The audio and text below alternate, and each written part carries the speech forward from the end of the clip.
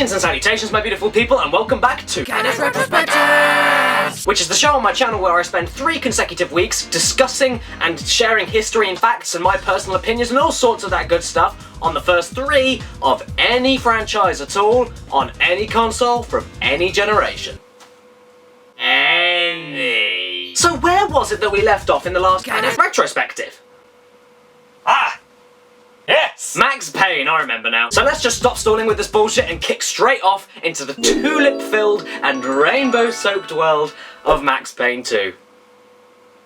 I'm just kidding, it's fucking sad. So, even though the increasingly depressing life and times of Max Payne were only just beginning after the first game, at least he could take comfort in a few number of things. Well, he couldn't, but Remedy could, because at Max Payne's release it was one of the most critically and universally received games of 2001. The amount of awards that this game won from websites and other worldwide publications was completely insane. All of them praising the game for best graphics, best story, best sound, best single-player game, best cinematics, best innovation for bullet time, and even won many editors' choices and readers' choices from GameSpot, IGN, and Game Revolution. And along with the nearly combined 80 awards it received, it sold 7.5 million copies in the first 10 years. And it even won a fucking BAFTA for Best PC Game in 2001. So, Max, why are you so sad all the time? You should be happy! And then, in light of all that game's success, a company known as Take-Two Interactive acquired Remedy on December the 5th, 2001, in which they then gave them the necessary payments and funds to fully develop the equally epic follow-up known as The Fall of Max Payne, which was made within only 2 years, released on October 14th, 2003. So yeah, Remedy were on a fucking roll, if you don't mind me saying. And I'm sure that for any PC owner, or hell, even PS2 or Xbox owner, that every fan of the original game could not wait to see what else Remedy had up their sleeves, and how the even better technology could possibly affect the action and storytelling of the first game. As for me, obviously, like I said in the last part of this retrospective, I had only played it— oh shit, that's dirty. That I had only played Max Payne 2 straight after the first one when I first played all of them in one go in about 2012 or so. And let me tell you, that meant that all of the subtle differences from this one to the last one were instantly noticeable. And it was actually good for me as well, because by the end of the first one, I was fully engrossed with Max's character and I really wanted to see where his difficult and painful life was going. Honestly, I was just really hungry for more, and luckily enough for me, as soon as I finished Max Payne 1, I could just carry straight on into the sequel and keep nomming away at the lore to my heart's content. And then after I finished this, just the fact that I knew I had another game yet to go through left me a little bit too excited.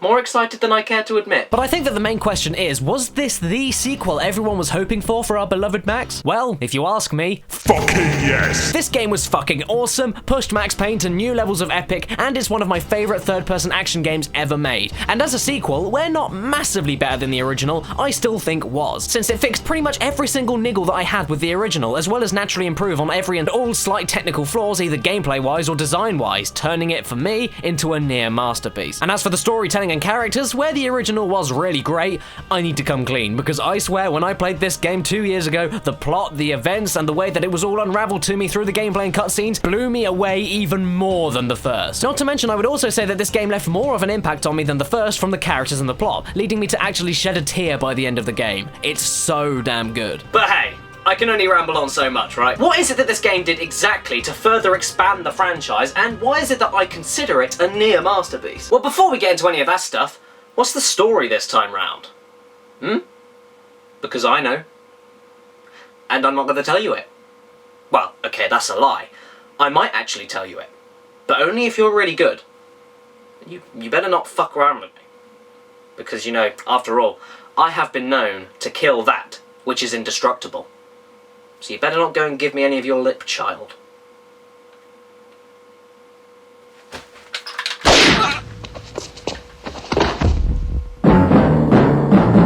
Well, luckily, this game carries on straight after the last one, in which Max finally got his revenge on Nicole Horn, who was the head of the corporation who developed and distributed the horrific Valkyr drug. A man named Alfred Woden from the last game was also able to set Max free from all charges once he was arrested at the end of the last game, and so the sequel shows us that he went straight back into the NYPD to fulfill his life's duty. Max figured that after the destruction of the drug company that basically killed his family, and after everything that he had ever loved was taken away from him, that everything was pretty much over for him, and that he would just have to learn to deal with his sadness. But he was wrong. Now, not only has Max started becoming addicted to painkillers, which, by the way, was caused directly by player input.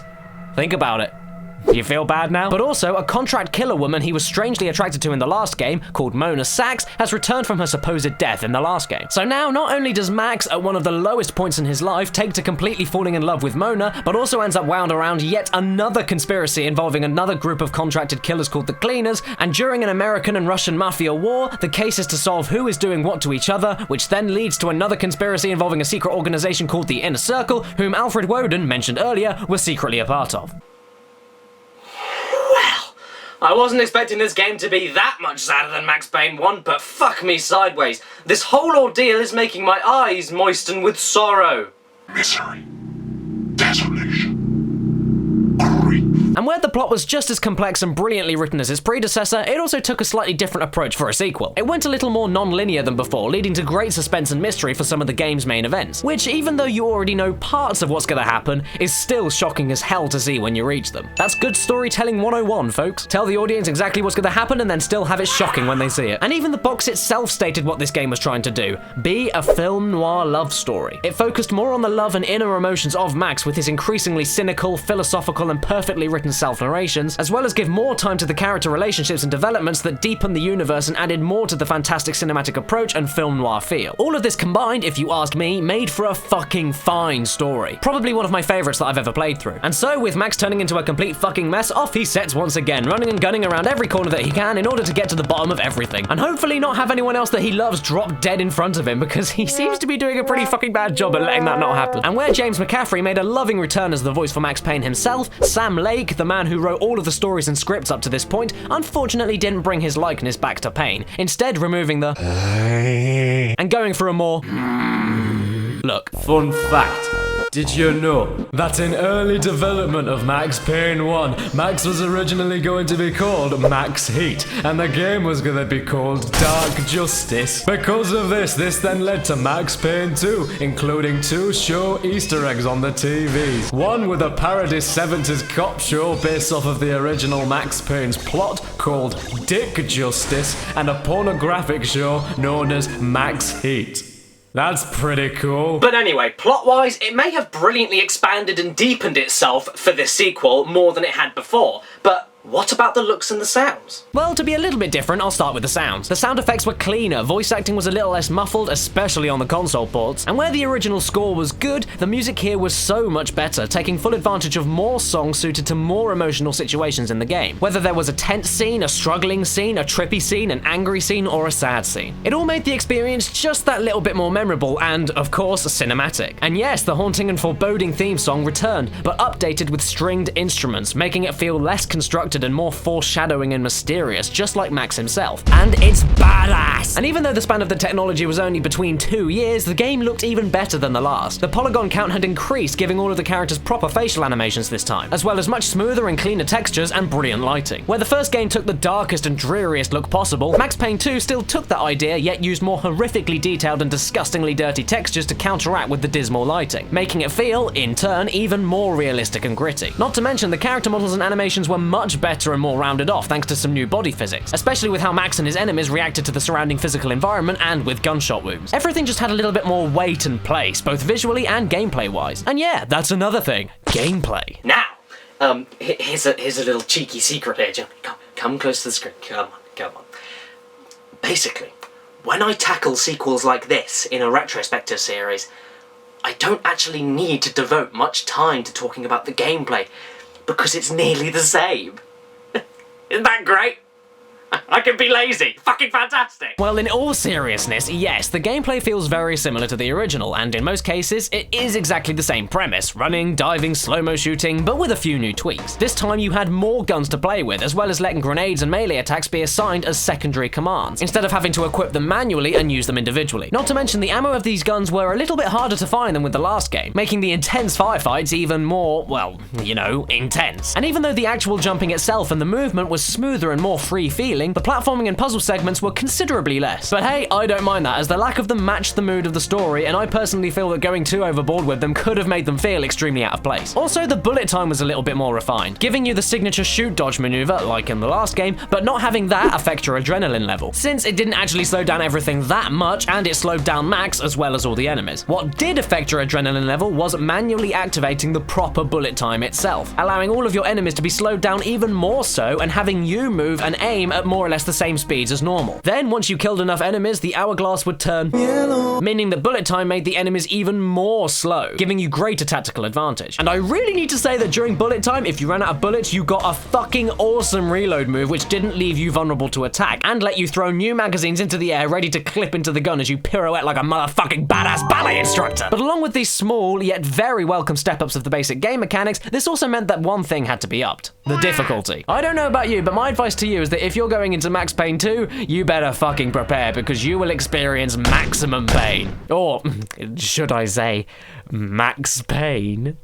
So luckily they kept in the quick saving mechanic from the last game. Yes, I know I forgot to mention it in the last part, but who cares, right? I'm talking about it now! And I'm glad I am, because this quick save, much like in Abe's Exodus, will become your very best friend. Like I said earlier, ammo for guns isn't quite as readily available like in the last, and so you're pretty much forced into situations where you need to learn the intricacies and styles of every weapon that you acquire, which ends up becoming really fun and spicy with all of the variety, as well as challenging. And hey, don't worry if you suck at this game, because if you decide to play on easy, every time you die, the enemy AI gets a little bit watered down, and painkillers have slightly better effect. Yep, that was a difference from the last: adaptive difficulty in easy mode. But like I said, that's easy mode. If you want a challenge, play it on normal or hard mode. Easy is too fucking easy. And because I prefer the story here than in the first game, this meant that the more difficult segments felt more rewarding for me, personally, as I was more desperate than last time to see what could possibly happen within the story. And finally, as well as more mission variety with protecting certain characters and such as, you could also control Mona Sachs herself, which then opened up situations between her and Max that further built their relationship through the gameplay, as well as exposed more and divulge into Max's narrations of his feelings and emotions, especially in the segments where you're trying to save him from mobsters. Great connection. And along with that, Max Payne 2 also changed up something within the stages that added that extra tinge of charm and personality to the whole experience. And what do I mean by that? Well, by making the whole of your environment and everywhere you explore feel more alive. What the fuck am I talking about? Well, for starters, there were more NPCs in the game that offered completely optional dialogue, and with what they spoke to you or to other characters, you could find completely missable jokes, character developing pieces, or even one or two hints. This also meant that cool little Easter eggs, such as the TV channels or radio stations or answering machines, could have lots more detail, humor, and even soul put into them. And again, they were completely missable. And out of the many of these in the game, one of my favorites in the whole thing was an answering machine which recorded a completely heartbreaking conversation Max has with a sex hotline number. Hi. This is Mona. What's your name? I just need someone to talk to. Honey, this is a phone sex line. All we do is talk. Right. Also, there were alternate dialogue spoken by Max himself as he narrated, depending on how you dealt with certain situations in the game. Also, yes, the trippy as fuck dream sequences were back, and were back in full force. And yeah, I've gotta say, where they were nowhere near as creepy and disturbing and what the fuck as the last ones, I definitely say that they were more surreal, you know, weirder. Basically, now I'm all rambled out. I fucking love this game if you couldn't tell, and that's it. But does Max Payne 2, The Fall of Max Payne, hold up today? Yes, yes, yes, yes! Yes! I thought this game was an excellent sequel, and like I said earlier, probably one of my favourite third-person action shooters of all time. And probably the only thing I can really say against it: the length of the game. Unfortunately, it's a short game. It's probably shorter than the first one as well, which, as far as sequels go, isn't that great. And also, it's kind of fucking disappointing. And where the length of this game is great for the storyline itself, it doesn't need any more or any less to it, trust me. It's still kind of disappointing as a sequel, as a massive blockbuster, better sequel, to be shorter. And that's kind of all I've got to go against it, really. But like I said, it's perfect for the story length, and if you ask me, the story, even if you don't like the gameplay that much, the story is worth playing through this game alone. You know, because everything was updated and improved, it just made me want more of the whole kablowy pow of the shooting bits. I mean, I just wanted more of, I had more story and I got more story, but I just wanted more of everything. And I wanted it more than ever at this point, because I did play it on Xbox as well, and the ports were fixed. They were actually really good. So yeah, that's why I consider this game a near masterpiece. It's so close. But apart from that, do yourself a favour and get the Max Payne bundle on Steam. It's pretty cheap. I think it was, when I got it, it was about £10 or something like that. It's pretty cheap, and obviously PC versions, so they're going to play really smoothly, they're going to look great, and have yourself a fucking blast. But don't come crawling back to me if you cry at the end of Max Payne 2, because I fucking warned you. So anyway, as far as the plot goes, and yes, there shall be major spoilers here, after Max is booted off of the cleaner case by the NYPD, he goes up against everything alone, alongside his fugitive love, Mona. This is where the entire game's epicness reaches a bloody and incredibly epic climax. Epic. And after tons of shit happening, including the last of Max's friends betraying him yet again, and after tons of close calls, regretful killings, and secret conspiracies threatening to kill Max and Mona, even though Max and Mona eventually do solve the case on their own intuition and skillful gunplay, Mona inevitably gets shot by the higher power they were going up against, leading to the epically powerful scene of Mona dying in Max's arms. And even if you beat the game on the highest difficulty to unlock the secret ending, allowing Mona to survive, if you ask me, where it's good, it's nowhere near as powerful and eloquently striking as the proper ending, especially for the sake of Max's character. And hell, Mona surviving is completely non-canon as it is anyway, so... And Jesus Christ, I know I've already rambled on about the ending, but using Late Goodbye by Poets of the Fall as the ending song on the credits was perfectly well suited to the end of this game. And even though I don't know much about the band at all, this is the only song I know, damn, this really fucking touches the feels. It ended off all of the epicness in a heartbreaking way that I could not even imagine it doing. Fun fact. Did you know that this particular ending song is actually referenced many times during the game itself, acting as a foreshadowing to future events along with Max's hallucinations and nightmares? Just to name a few, it's sung by Mona in the shower, it's played on the piano by some cleaners, and it's even sung by a janitor near the start of the game and in Max's nightmares themselves. Spooky. And anyway, by this point you are completely attached and sympathetic to Max, with all of the tragic happenings in his life, all of his loves and passions crumbling through his fingers, and all of his cynical and increasingly degrading views on humanity torturing his life. As you can imagine, things can only keep going fucking downhill for Max at this point, and the ending, where a really sad send-off, is there, prime and ready for yet another fucking sequel. However, financial troubles with Remedy soon took hold, which, unbeknownst to the fans, would end up drastically changing the direction and execution of our favorite little fall guy for the rest of time. But the question is, could these new obstacles possibly intervene with the stylish execution and storytelling flair that the originals had solidly and perfectly accomplished? And could it possibly affect the quality of another installment?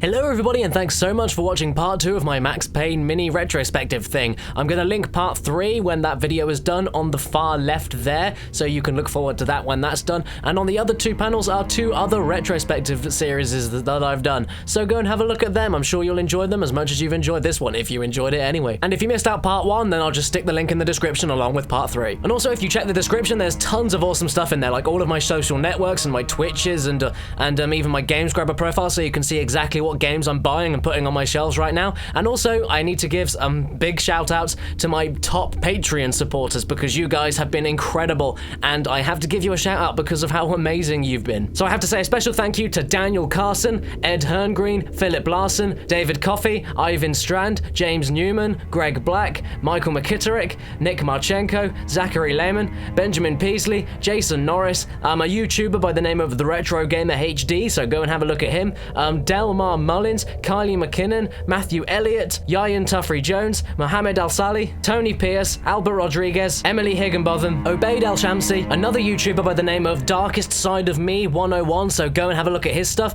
and Alan Angert. I apologize immensely if I mispronounced any of those names. I'm so sorry, I'm terrible at this stuff. But anyway, you guys, thank you so much. If you want to see what kind of rewards I'm offering, like shoutouts in videos and such as, then have a look in the description for my Patreon page, and then have yourself a ball. And of course, if it's your birthday today or watching this video, then happy freaking birthday to you, and please remember to stay beautiful.